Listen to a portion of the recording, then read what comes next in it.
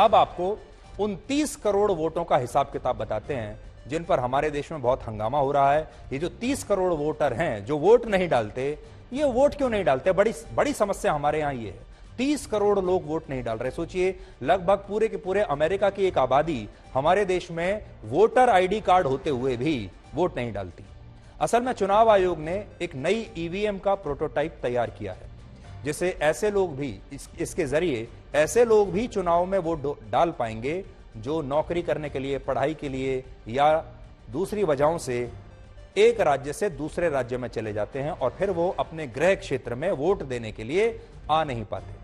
बहुत सारे लोग हैं, आप में से भी बहुत सारे ऐसे लोग होंगे जो अपने गांव से, अपने शहर से, जहां आपका राशन कार्ड है या जहां आपका वोटर आईडी कार्ड बना हुआ है, आप वहां नहीं रहते, किसी काम के या पढ़ाई के सिलसिले में आप दूसरे राज्य में रहते हैं और आप इसलिए वोट डालने नहीं जा पाते। चुनाव आयोग के मुताबिक ये इलेक्ट्रॉनिक वोटिंग मशीन यानी ईवीएम का एक अपग्रेडेड वर्जन है और इसे रिमोट वोटिंग के लिए विकसित किया गया, यानी ये रिमोट ईवीएम है।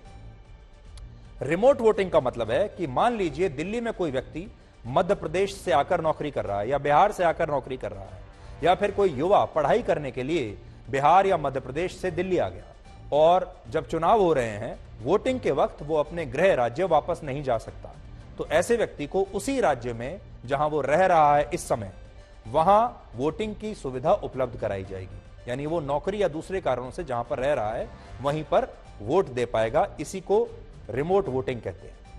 अब बिहार के बहुत सारे लोग हैं, उत्तर प्रदेश के बहुत सारे लोग हैं जो दिल्ली में रहते हैं या मुंबई में रहते हैं। अभी जब विधानसभा के चुनाव होते हैं या लोकसभा के भी होते हैं, कोई भी चुनाव होता है, तो उन्हें वापस अपने घर जाना होता है वोट डालने के लिए, और वो जब नहीं जा पाते तो वोट उनका बर्बाद हो जाता है।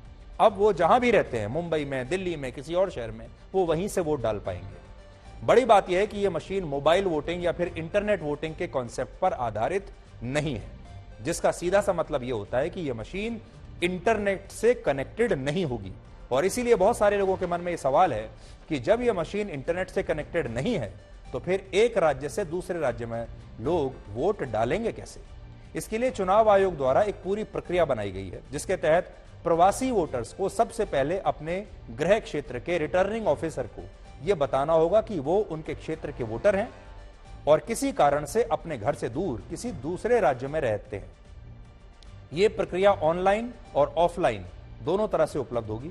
और इस आवेदन के बाद, यानी पहले आप आवेदन करेंगे, आप बताएंगे कि मैं यहां पर रहता हूं और मैं दूर से जहां भी रहता हूं वहां से वोटिंग करना चाहता हूं। इसके बाद रिटर्निंग ऑफिसर को जब ये पूरी तसल्ली हो जाएगी कि आवेदन करने वाला व्यक्ति सच बोल रहा है, तो वो उस राज्य में एक रिमोट पोलिंग बूथ बनाने का आग्रह करेगा जहां वो वोटर अस्थायी रूप से रह रहा होगा और इसके बाद वहां ये नई मशीन उन वोटर्स के लिए लगा दी जाएगी।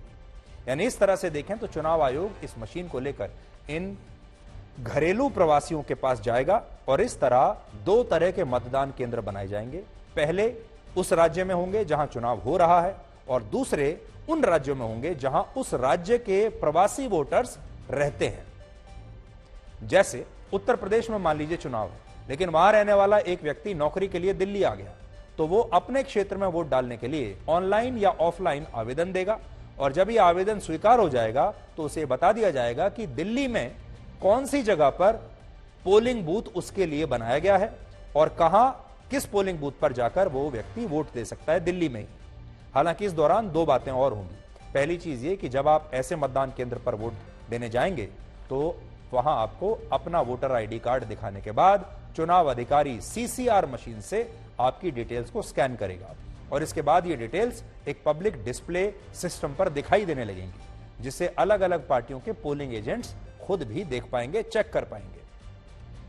नोट करने वाली बात यह है कि इस नई मशीन में 72 सीटों के उम्मीदवारों की जानकारी होगी, जबकि ईवीएम मशीन में अभी एक ही विधानसभा क्षेत्र या लोकसभा क्षेत्र के उम्मीदवारों की जानकारी होती है। इसमें 72 क्षेत्रों की हो सकती है और यही वजह है कि अलग अलग चुनाव क्षेत्र के लोग आकर एक ही मशीन से अपना वोट डाल सकेंगे और जब नतीजे आएंगे तो इन मशीनों से वोटों की गिनती होगी और बाद में ये सारा डेटा उस राज्य के रिटर्निंग ऑफिसर को शेयर किया जाएगा जहां चुनाव हो रहे हैं।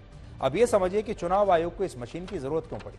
इसका कारण है वोटिंग को बढ़ाना, वोटिंग प्रतिशत को, और ऐसे लोगों को वोटिंग की सुविधा देना जो दूसरे राज्यों में होने की वजह से अपना वोट डाल नहीं पाते। 2019 के लोकसभा चुनाव में 91 करोड़ 20 लाख वोटर्स थे, लेकिन वोट डाला सिर्फ 61 करोड़ 50 लाख लोगों ने। इसी तरह 2014 के चुनाव में 83 करोड़ 40 लाख वोटर्स थे और वोट डाला था सिर्फ 55 करोड़ वोटर्स ने। 2011 की जनगणना के मुताबिक भारत में 37% आबादी यानी 45 करोड़ 36 लाख लोग घरेलू प्रवासी थे, यानी 45 करोड़ लोग ऐसे हैं जो अपने घर से कहीं दूसरी जगह जाकर काम कर रहे हैं। और चुनाव आयोग इन्हीं करोड़ों लोगों को वोटिंग की प्रक्रिया में शामिल करना चाहता है। इतनी बड़ी संख्या है, सोचिए।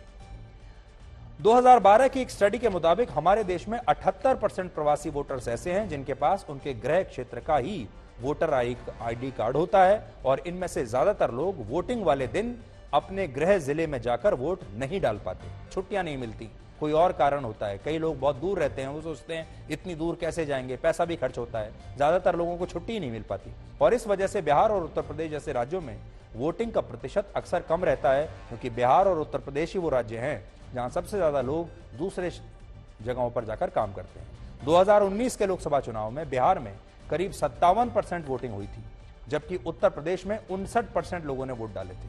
लेकिन देश भर में जो कुल प्रतिशत था वो था 67%। इसलिए चुनाव आयोग चाहता है कि इन लोगों को उसी राज्य में वोट डालने की व्यवस्था मिल जाए जहां से ये पलायन करके जहां ये अब रह रहे हैं। अब इस मशीन की चुनौतियां क्या हैं जिसके बारे में विपक्ष इसका विरोध कर रहा है? यह कैसे पता चलेगा कि यह प्रवासी वोटर है कौन? क्योंकि सिर्फ नौकरी और पढ़ाई के लिए ही लोग एक राज्य से दूसरे राज्य नहीं जाते। घरेलू प्रवास का एक बड़ा कारण शादी और दूसरे पारिवारिक रिश्ते भी हैं। इसके अलावा यह भी चुनौती है कि रिमोट पोलिंग बूथ पर राजनीतिक पार्टियों के सभी पोलिंग एजेंट्स कैसे आएंगे, क्योंकि यहां एक मशीन के जरिए 72 चुनाव क्षेत्रों के लिए वोटिंग हो सकती है। तो 72 चुनाव क्षेत्रों के अलग अलग उम्मीदवारों के पोलिंग एजेंट्स कैसे एक ही बूथ पर इतनी दूर आएंगे, यह भी बड़ी चुनौती है। एक ये भी चुनौती है कि जिन दूसरे राज्यों में प्रवासी वोटर्स वोट डालेंगे वहां आचार संहिता कैसे लागू होगी और इन मशीनों को मतगणना केंद्रों पर कैसे ले जाया जाएगा। फिजिकली ले जाया जाएगा, किसकी सुरक्षा में लेकर जाएगा, बीच में कोई गड़बड़ी हो गई तो उसका क्या होगा।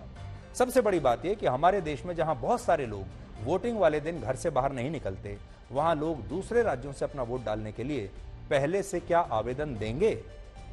इसके अलावा एक सवाल यह भी है कि आज जब लोग अपने मोबाइल फोन से बैंकिंग ट्रांजैक्शन कर रहे हैं, इसे सुरक्षित बनाने के लिए एक पूरी व्यवस्था है, तो फिर वोटिंग के लिए भी क्या कोई ऐसी व्यवस्था नहीं हो सकती?